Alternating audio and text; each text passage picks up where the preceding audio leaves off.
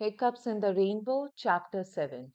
Lord, what kind of situation am I in? In front of me, Summer and Kiara are having their second day, and beside me is the idiot responsible for this whole mess. An hour ago, Kiara barged into the cafe and cried her eyes out about how frustrated she was with Summer in their previous date.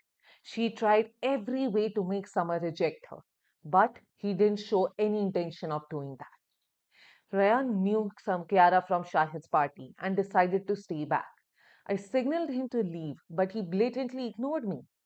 As oblivious as she is, Kiara talked non-stop without caring about her surroundings. She threw a tantrum and said that she didn't know what to do anymore and would not meet him at any cost. There, Ryan came up with the ridiculous suggestion of asking someone to go with her to irritate Summer. Kiara loved the idea and forcefully took the first person she saw to meet Summer. Guess who that person was? Me. Rayan voluntarily followed us with the excuse that he wanted to see the result of his advice.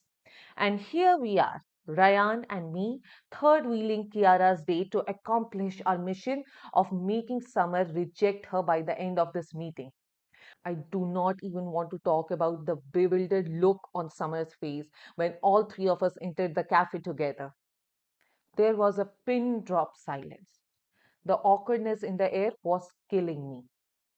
Summer cleared his throat.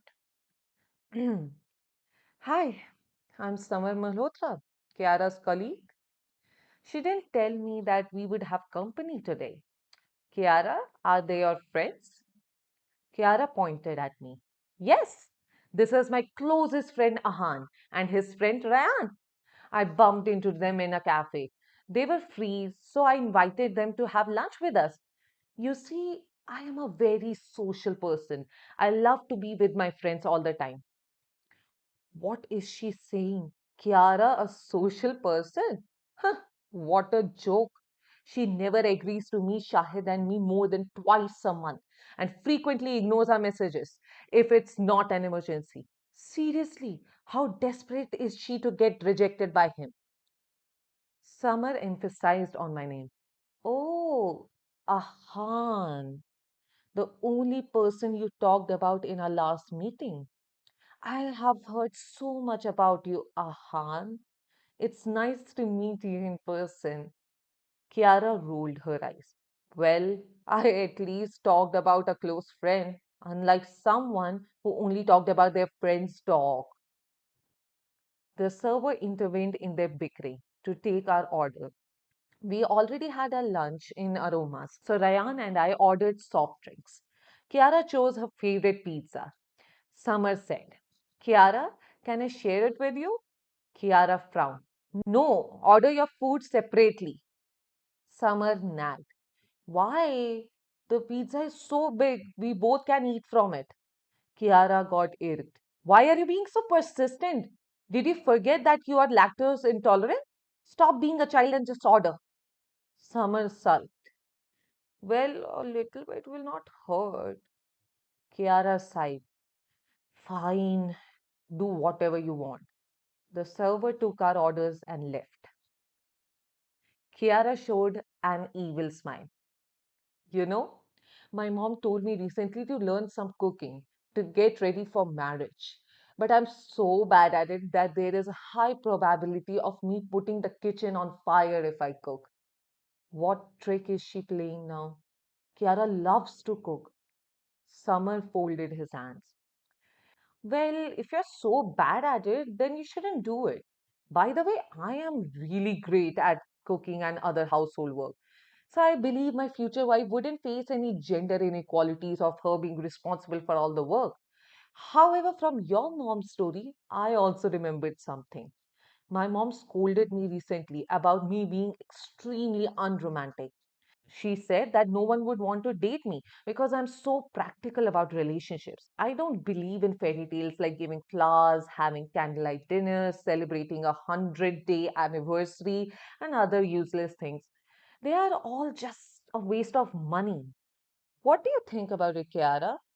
Don't you love to live in dreamland, seeing the types of movies you like? Wow, that was a big punch. If they don't like each other, can't they just reject each other properly? Why are they hiding behind the bushes like this and overcomplicating things? Kiara grunted her teeth. Yes, I love to live in dreamland. That's why I hate people who find excuses to hide their low EQ and inability to express their feelings.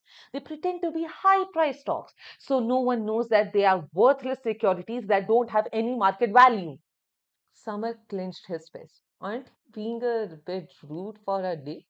First, you brought other people on our date, and now you're insulting me in front of them. Kiara snapped. What do you mean by a date? It is a gathering to make our mothers happy. Please get your facts straight before retaliating. You. Ryan cut off the fight and shouted, can't you guys reject each other already? Kiara and Summer exclaimed simultaneously. No! Kiara stood up. I can't reject him. I have got a deal with my mom. If he rejects me after these 3 dates, my mom will not ask me to go on any dates for a year. Summer got angry. I can't also reject you. My mom has given me clear instruction that if you do not look or sound like a criminal, I have to go on dates with you until I give her a perfect explanation for why I don't like you. Kiara replied. So just give her the explanation and end this thing. You're such a loose tongue with me. Cat catches your tongue when you talk to your mom. Ryan whispered. Shh. It doesn't look like their bickering would end anytime soon. Should we slip away silently? I nodded.